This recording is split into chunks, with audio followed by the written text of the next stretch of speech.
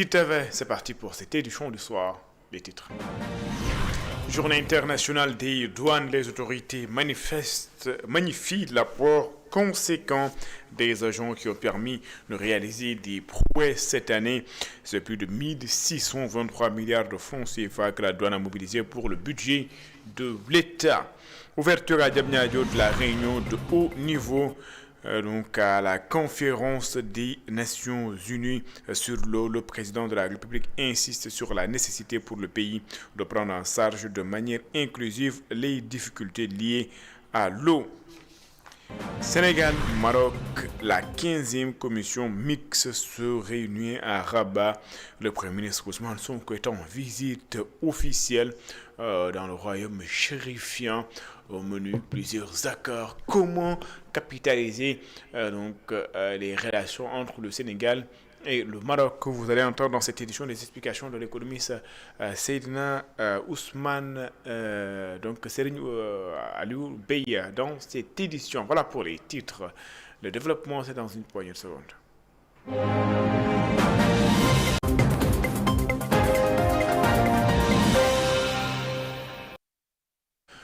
Bonsoir et bienvenue. Ouverture à Diamniadio de la réunion préparatoire de haut niveau à la conférence des Nations Unies sur l'eau prévue en décembre 2026 aux Émirats Arabes Unis. Le président de la République insiste sur la nécessité pour les pays de prendre en charge de manière inclusive les difficultés liées à l'accès à l'eau.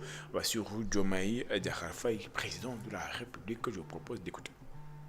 La conférence de 2026 ne devra pas être une rencontre de plus, mais un moment de bascule par lequel la communauté internationale agira pour bâtir des réponses inclusives et durables face aux défis de l'eau, du climat, en mobilisant États, collectivités territoriales, secteur privé, société civile, scientifiques, communautés locales, jeunes et femmes dans un bel élan de solidarité et de complémentarité. Elle devra aussi apporter des solutions innovantes, adaptées aux réalités africaines. Elle devra aussi apporter des engagements concrets, mesurables et suivis dans le temps.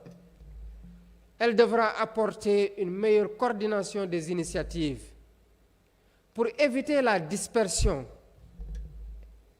Elle devra apporter une mobilisation accrue des financements pour réaliser les investissements adéquats.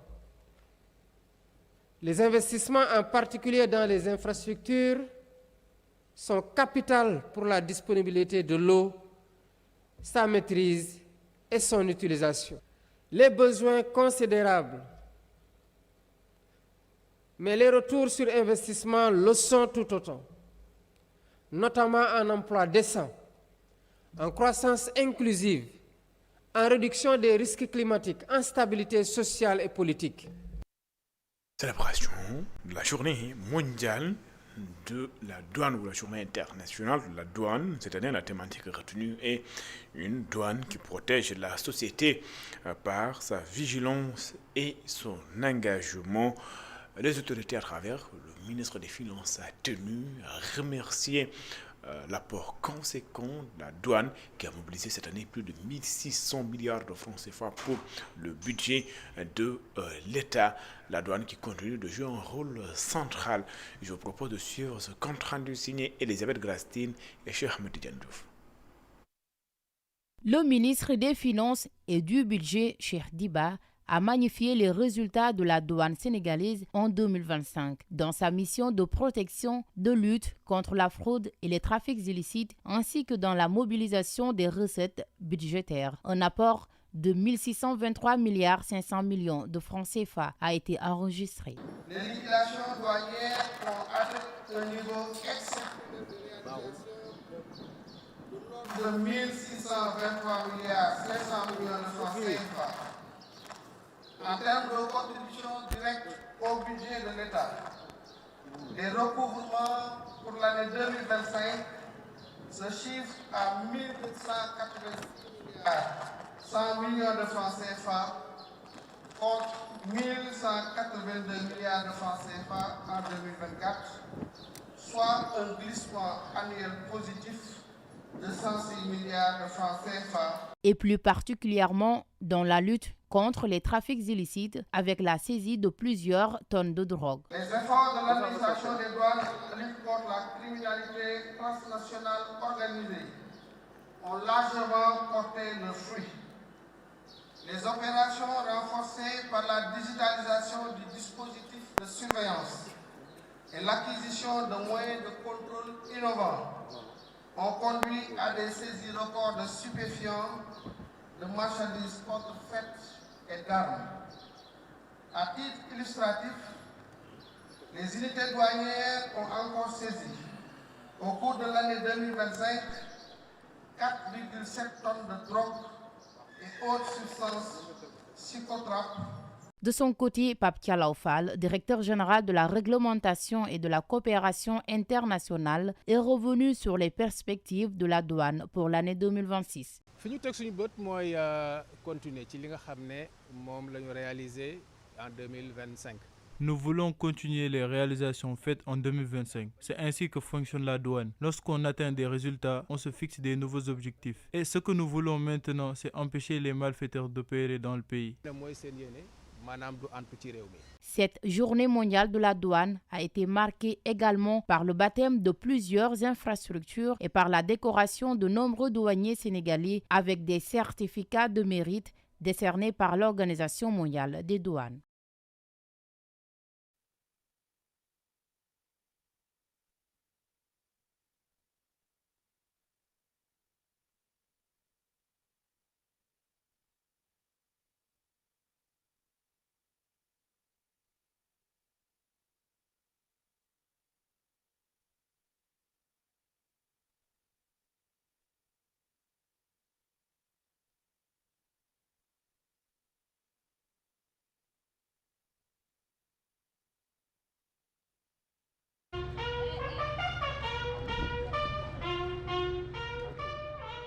Une douane qui protège la société par sa vigilance et son engagement. Tel est le thème de la Journée internationale des douanes qui a été célébrée par la Direction des douanes du Nord qui regroupe les régions de Matam, Louga et Saint-Louis. Le thème de cette année 2026, selon les autorités douanières, cadre parfaitement avec les orientations définies par l'État à travers la vision Sénégal 2050 et l'agenda national de transformation.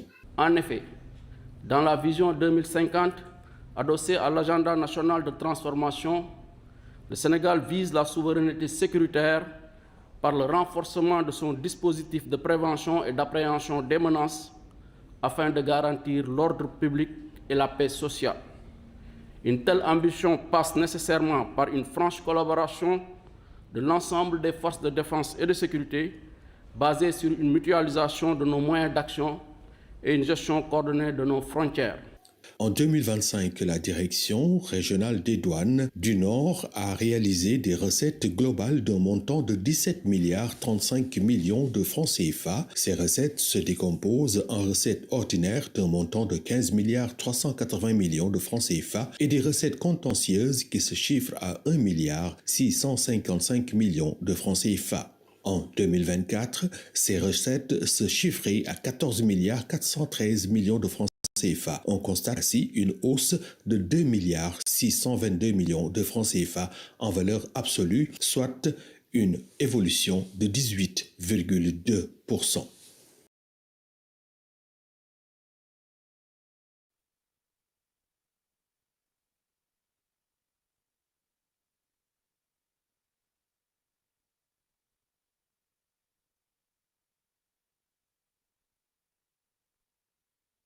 De ces activités en 2025, marquées par une forte mobilisation contre les trafics illicites, une hausse significative des recettes estimées à plus de 17 milliards de francs CFA. Vous avez donc suivi le compte rendu de Momar Ralissignan et de Mokhtar Seck. Je disais en titre renforcement des relations entre le Sénégal et le Maroc à travers la commission, la 15e commission mixte Rabat pour l'économiste Seydina Omar Sey. Ce partenariat peut être bénéfique sur le plan économique pour les deux pays au regard l'égard des échanges. Le renforcement également du partenariat Sud-Sud peut participer davantage à la dynamique de l'économie. Seydina Omar Sey, économiste, joint par Iradio. L'importance de cette coopération, cette visite du Premier ministre au Maroc pour la 15e commission mixte Sénégal-Maroc, donc est bien plus qu'une routine diplomatique. Donc, elle est le banc d'essai de la capacité des deux nations à transformer une relation historique et affective en un partenariat économique innovant, équilibré et tourné vers l'avenir. Donc, en capitalisant sur les avantages comparatifs complémentaires, en faisant des institutions financières marocaines un levier de financement des projets communs et en s'appuyant également sur les liens sociaux, religieux, séculaires, si vous voulez. Donc, le Sénégal et le Maroc peuvent écrire vraiment un nouveau chapitre de coopération Sud-Sud, un chapitre où le développement économique mutuel et la souveraineté partagée deviendraient la norme pour le bénéfice de leur peuple et en tant que modèle inspiré pour tout le continent africain, si vous voulez.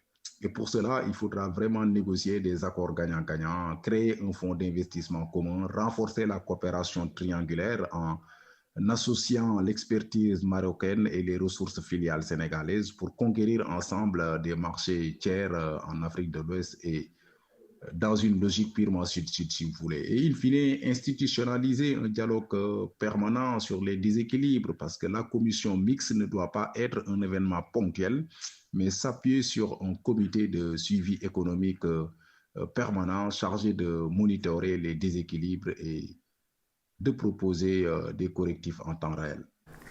Du système éducatif vers une société éducative. Quelle refondation pour l'éducation sénégalaise? C'est le thème de la première édition de la journée de l'excellence et de la solidarité scolaire, initiée par l'inspection de l'éducation et de la formation de Canel. Lors de cette édition, les enseignants et apprenants de l'année académique 2024-2025 ont été distingués par leur performance. C'était en présence des autorités éducatives et territoriales, mais également de Amadou Mardial. À l'heure où les enseignements-apprentissages s'orientent vers une refondation globale du système, l'inspection de l'éducation et de la formation de Canel lance les premiers défis de l'école sénégalaise, dont le principal objectif est la revalorisation de l'enseignant. Mohamed Bassir Diop, IF de Canel, s'est prononcé à ce sujet. Donc le thème exactement, c'est du système éducatif vers la société éducative. Quelle refondation pour une école sénégalaise?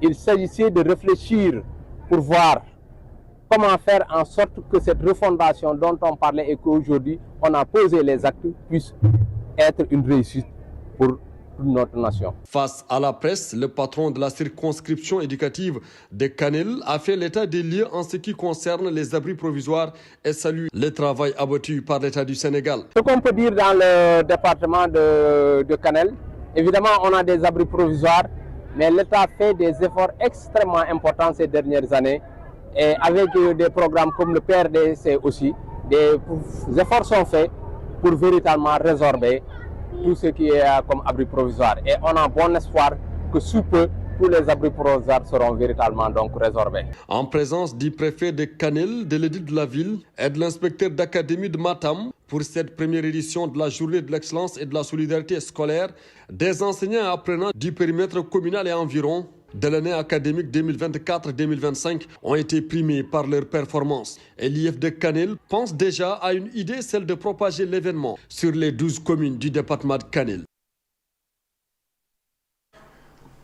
Le Crédit Mutuel du Sénégal a déployé un important dispositif de soutien logistique et alimentaire lors de l'édition 2026 de Magal de Porokhane. Donc, ces membres ont été reçus par Serigne Bassirou Mbacké Porokhane. L'institution financière a réaffirmé à travers cet acte la force de son engagement citoyen et le rôle central de sa fondation dans le développement social et la responsabilité sociétale d'entreprise au Sénégal. Sékou Diallo Estombaye. Dans le cadre du Magal de Porokhane, une délégation du Crédit Mutuel du Sénégal s'est rendue sur place pour apporter son soutien aux autorités religieuses. Ce geste destiné à améliorer les conditions de séjour des pèlerins se compose de denrées alimentaires et de matériel logistique essentiel. Le Crédit Mutuel du Sénégal est une institution qui appartient aux Sénégalais. Et nous savons tous la relation très étroite qu'il y a entre les Sénégalais et les religieux. C'est pourquoi à chaque fois, la semaine dernière, on était à Cambérène, en prélude à l'appel, au 146e appel. Aujourd'hui, on est à Porokhane également pour répondre à l'appel des populations, pour répondre à l'appel des chefs religieux qui sont très sollicités au moment des Magal. La délégation a été reçue par Serigne Bassirou Mbacké Porokhane qui a chaleureusement magnifié cet acte de solidarité. Dieu a fait que chaque année vous venez apporter votre appui pour participer au Magal de Porokhane. Le marabout a tout vu. C'est pour cette raison que l'année dernière, il avait écrit une lettre de remerciement qu'il avait adressée à votre institution. Nous vous remercions vraiment et nous prions pour vous. Prions également pour tout le Sénégal. Cette cité religieuse est pour tout le monde, c'est pour tous les Sénégalais, parce qu'ils viennent de partout pour célébrer la journée avec nous.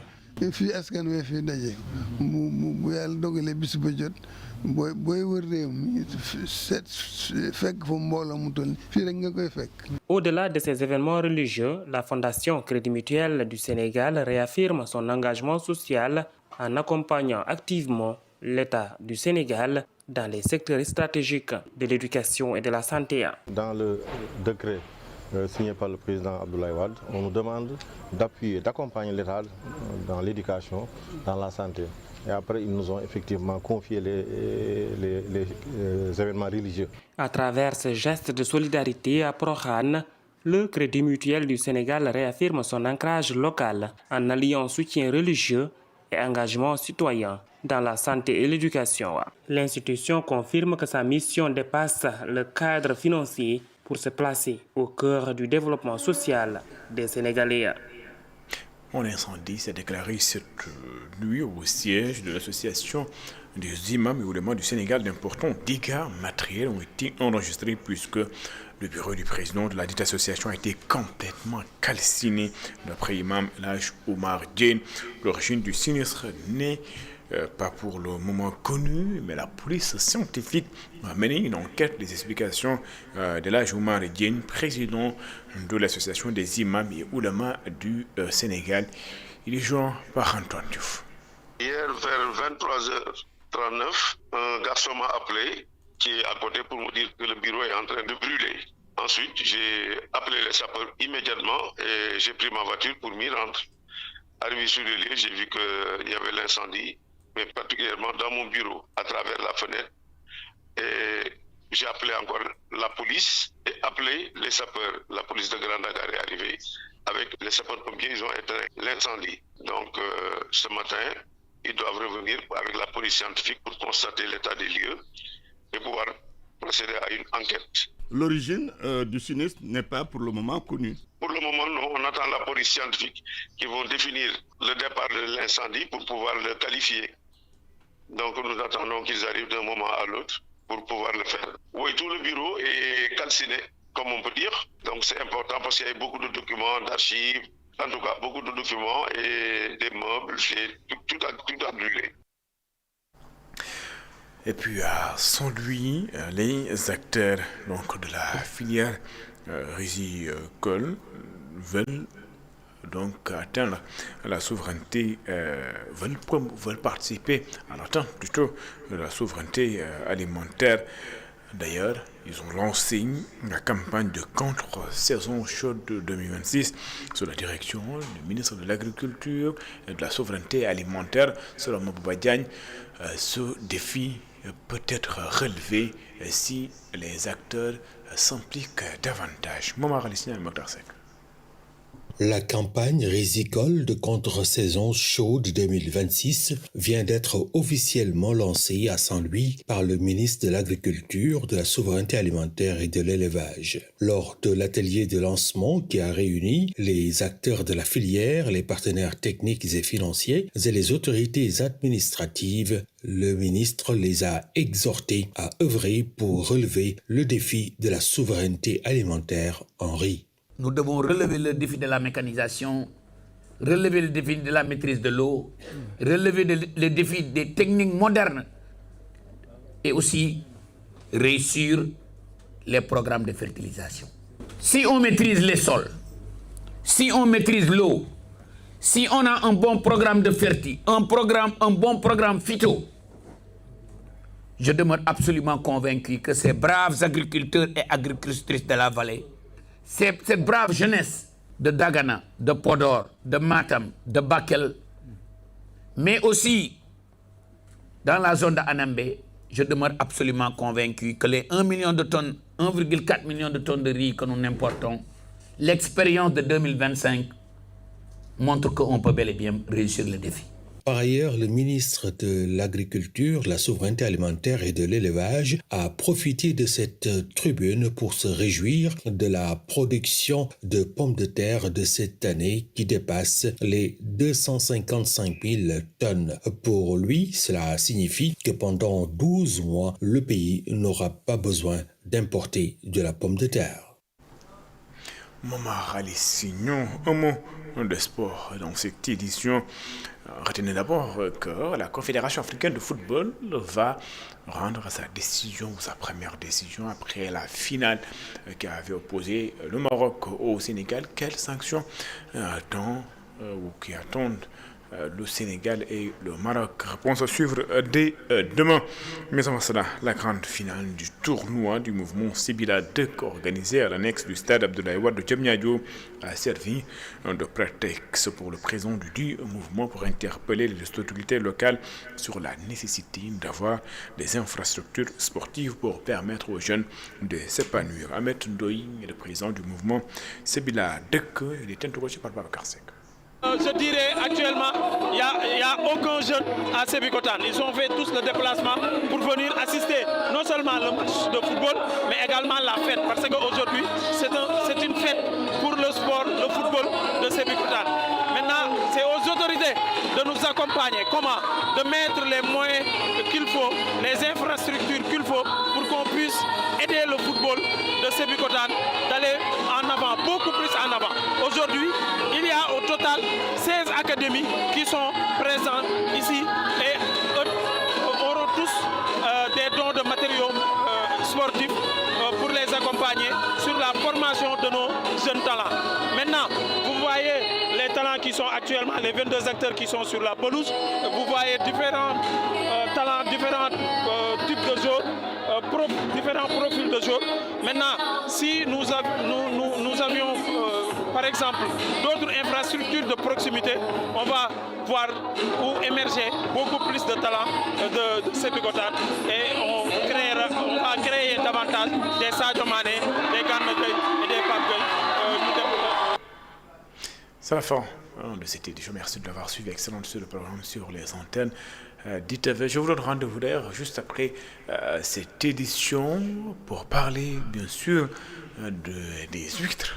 Oui, nous allons parler ce soir des huîtres et pour en parler, je reçois Mamor Mbaye Diop. Donc Mamor Mbaye Diop, il est Mamor Mbaye Diop, économiste spécialiste en gestion, suivi, évaluation de projets. Il est également coordinateur de projet à la FENAJIPECH, membre fondateur du réseau national de la cellule de valeur huîtres au Sénégal. Nous allons redécouvrir ensemble donc les huîtres et aborder de long en large les difficultés de cette filière, mais également les opportunités que nous donne cette filière. À tout de suite.